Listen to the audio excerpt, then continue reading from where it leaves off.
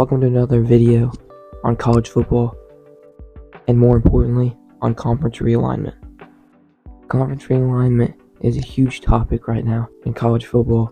It is the most important news out there, and the number one topic this offseason before the upcoming 2023 season. So in this video, we will review everything that has happened so far in conference realignment in the 5 Power 5 conferences. So let's get into it. Starting out conference realignment, we will start in the SEC, where they kicked off realignment as in 2021 it was announced that Oklahoma and Texas would join the SEC. February 9th of 2023, they were cleared to join in 2024. This was the first step in realignment, and it was the move that started all these big changes. This is the only move the SEC has made to this point in realignment. Moving on to the Big Ten, they have added 4 teams in realignment. In the beginning, on June 30th, 2022, the Big Ten officially announced the additions of UCLA and USC, shocking the college football world.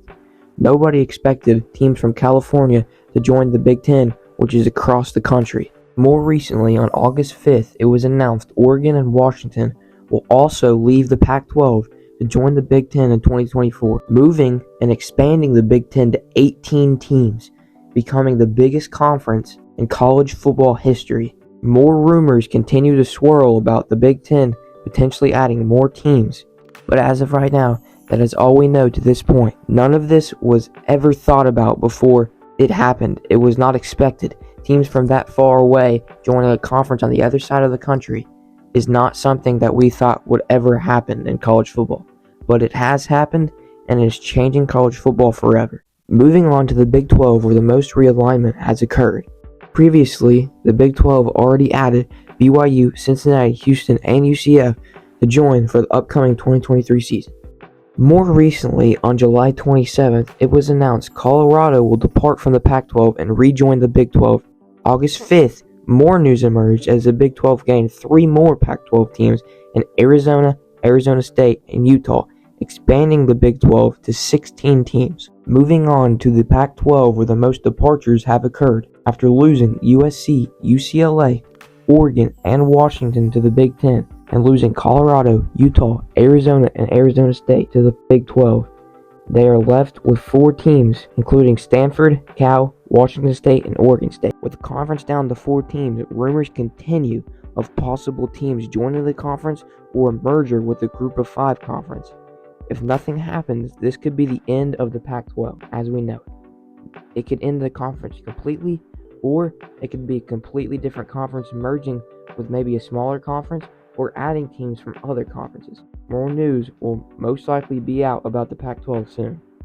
Now moving to the ACC as our final conference we will talk about in this video. The ACC has had zero movement as the ACC has their teams locked into a grant of rights deal until 2036. 7 ACC schools met and discussed how to break away from these grant of rights deals, possibly leaving for other conferences. Those teams included Clemson, Florida State, Miami, North Carolina, NC State, Virginia, and Virginia Tech.